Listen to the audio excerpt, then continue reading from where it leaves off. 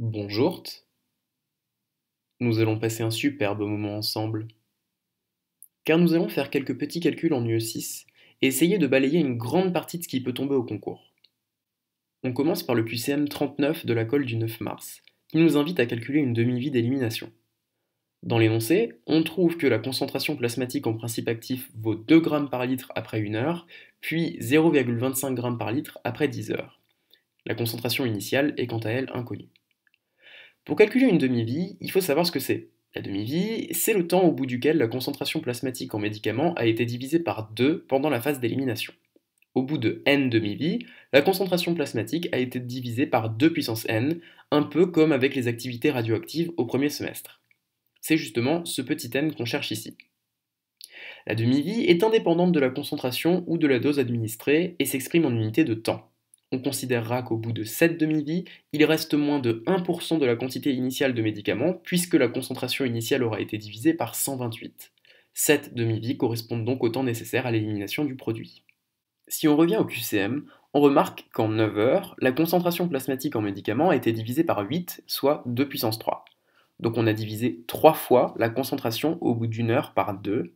En d'autres termes, 3 demi-vies se sont écoulées en 9 heures. Donc la demi-vie vaut 9 divisé par 3 égale 3 heures. Et c'est vrai.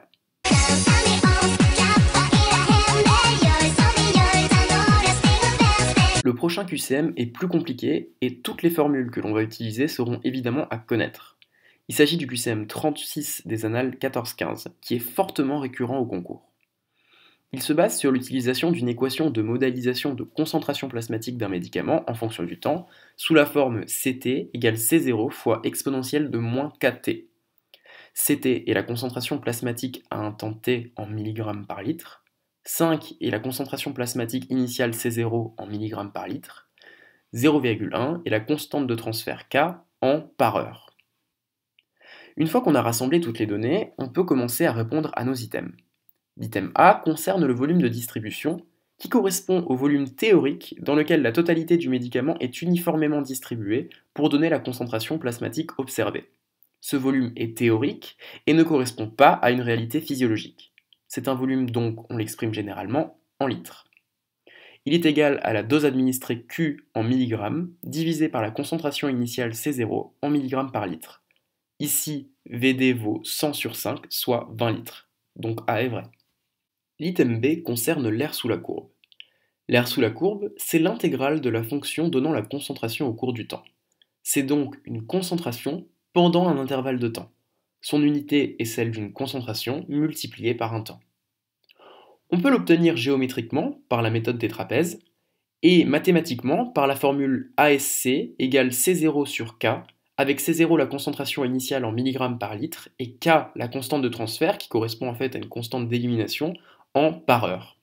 Ici, ASC égale 5 sur 0,1, soit 5 fois 10 ou 50 mg/h par litre.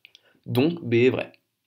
L'item C nous parle de clairance, qui est un volume de sang épuré par unité de temps, un débit d'élimination. La clairance totale est la somme des différentes clairances, car le principe actif s'élimine à la fois par voie rénale, par voie métabolique, pulmonaire, etc. La clairance est un débit, donc on l'exprime en général en litres par heure. Il existe deux formules pour la clairance. La première donne que la clairance vaut la constante de transfert multipliée par le volume de distribution. La seconde donne que la clairance vaut la dose administrée divisée par l'air sous la courbe. On voit bien qu'on a besoin des items précédents pour répondre à cet item, d'où l'intérêt de répondre à ce genre de QCM dans l'ordre. Bref, la clairance vaut ici 0,1 fois 20 ou 100 sur 50, soit dans les deux cas 2 litres par heure. Donc c'est vrai.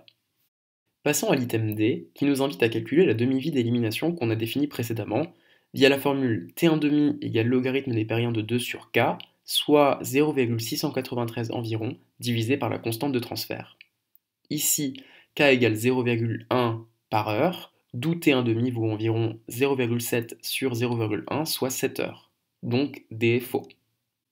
Enfin, l'item E utilise directement la réponse à l'item précédent. La demi-vie vaut environ 7 heures. Or, au bout de 20 heures, on a passé un peu moins de 3 demi-vies. Donc, la concentration au bout de 20 heures vaut un peu plus d'un huitième de la concentration initiale, soit plus que 0,5 mg par litre. Donc E est vrai. Ce QCM met quand même pas mal de temps à répondre, mais en U6 au concours, on finit toujours en avance. Donc prenez votre temps pour faire correctement ce QCM.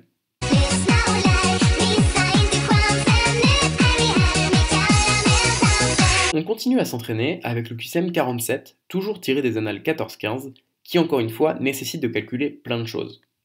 L'énoncé nous donne un volume de distribution, une demi-vie et un dosage. L'item A parle de concentration initiale. C'est la quantité de principe actif distribué chez le patient à la première administration du médicament. C'est une concentration donc l'unité ne pose pas de problème et va correspondre à des milligrammes par litre.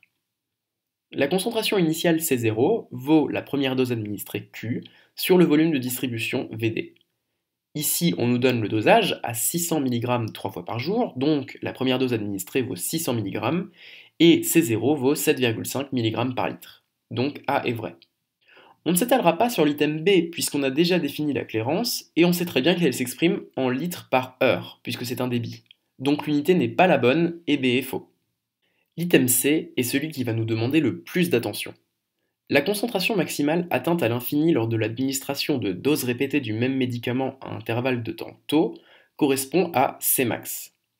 Cmax, c'est une concentration, donc on l'exprime en milligrammes par litre ou en microgrammes par millilitre, c'est pareil. Pour la calculer, il faut d'abord se référer à l'index d'accumulation théorique R, qui correspond au rapport entre la Cmax et la concentration maximale à la première administration. R est un rapport de concentration et n'a donc pas d'unité. D'après le cours, lorsque l'intervalle de temps entre chaque administration taux est égal à la demi-vie, R égale 2. Et c'est le cas ici, puisqu'on administre 3 fois par 24 heures le médicament, soit une fois toutes les 8 heures, et la demi-vie vaut aussi 8 heures. Donc on a bien R égale 2, soit Cmax égale 2 fois la concentration maximale à la première administration, c'est-à-dire C0, quand l'organisme n'a encore rien éliminé. 12 Cmax égale 2 fois 7, égale 15 microgrammes par millilitre. Donc c'est vrai. Pour l'item D, il faut aussi connaître son cours, car dans celui-ci, il est écrit qu'on considère qu'on atteint la concentration maximale au bout de 5 demi-vies. 5 demi-vies ici, c'est 40 heures, et pas 56. Donc D est faux. Enfin, l'item E nous reparle du volume de distribution. Il est important de comprendre que ce dernier est théorique et n'a aucune raison de varier à l'équilibre. Donc E est faux. Au final, A et C sont vrais. J'espère que ces petites explications du E6 sauront vous être utiles. Les vidéos de correction sont terminées pour cette année. Un grand merci à toutes celles et ceux qui les ont suivies. Et surtout, bon courage pour cette dernière ligne droite. Salut!